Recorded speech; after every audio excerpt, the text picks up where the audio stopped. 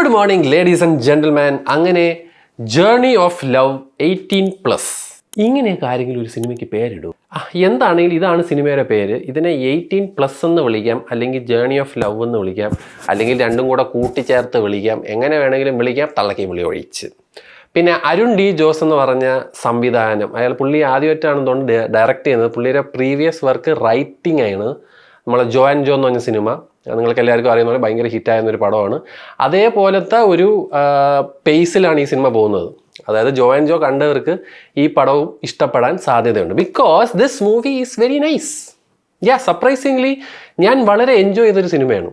പിന്നെ ഇത് എന്തുകൊണ്ടാണ് ഞാൻ കണ്ടതെന്ന് വെച്ച് കഴിഞ്ഞാൽ, യൂഷ്വലി ഞാൻ ഇങ്ങനത്തെ പടങ്ങളൊന്നും തിയേറ്ററിൽ പോയി കാണാറില്ല. ബട്ട് എന്തുകൊണ്ടാണ് ഈ സിനിമ കണ്ടതെന്ന് വെച്ച് കഴിഞ്ഞാൽ, ഞാൻ നിങ്ങൾക്ക് എല്ലാവർക്കും അറിയുന്നല്ലോ, ഇൻസ്റ്റാഗ്രാമിലൊക്കെ കോണ്ടന്റ് ക്രിയേഷൻ ചെയ്താണ് ഈ ഒരു പരിപാടിയൊക്കെ തുടങ്ങിയത്. അതായത് ഇൻസ്റ്റാഗ്രാമിലായിരുന്നു എൻ്റെ തുടക്കം. ആ സെയിം സമയത്ത് തുടങ്ങിയ ഒരാളാണ് സാഫ് ബോയ്. അപ്പം സാഫ് ബോയ് ഈ സിനിമയിൽ ഒരു പ്രധാന ക്യാരക്ടർ ചെയ്യുന്നുണ്ട്. അതവൻ നല്ല കിടിലമായിട്ട് ചെയ്തിട്ടുണ്ട്. സോ ഹാപ്പി മാൻ.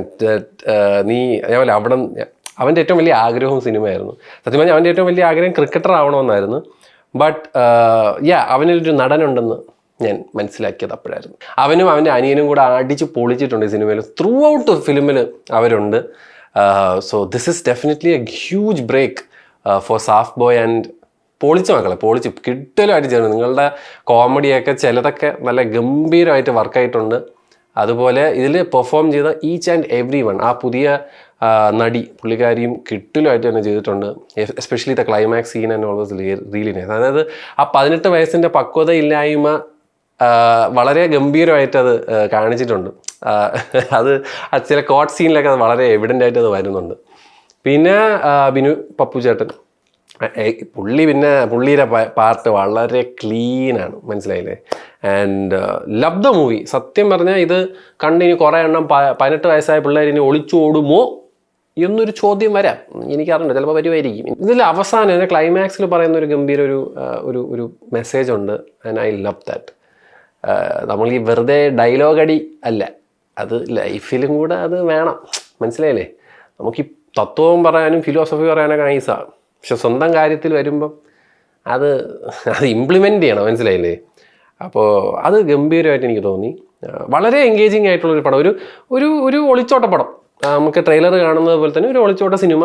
അതിലുണ്ടാകുന്ന പ്രശ്നങ്ങളും രസകരമായിട്ടുള്ള ഇവൻസും കാര്യങ്ങളൊക്കെയാണ് സിനിമ പറഞ്ഞു വയ്ക്കുന്നത്. പിന്നെ 18 വയസ്സായ പിള്ളേരടുത്ത് പറയാണ് കല്യാണവും മറ്റതൊക്കെ. ഈ സിനിമയിലൊക്കെ ഇതൊക്കെ രസമാണ് കണ്ടുകൊണ്ടിരിക്കാൻ, പക്ഷേ സീരിയസ് ആണെങ്കിൽ മാത്രം ചെയ്യേണ്ട പരിപാടിയാണ്. അത് മാത്രമല്ല, ഈ കല്യാണം എന്നൊക്കെ പറയുന്നത് വളരെ ഇമ്പോർട്ടൻ്റ് ആയിട്ടുള്ളൊരു ഡിസിഷനാണ്.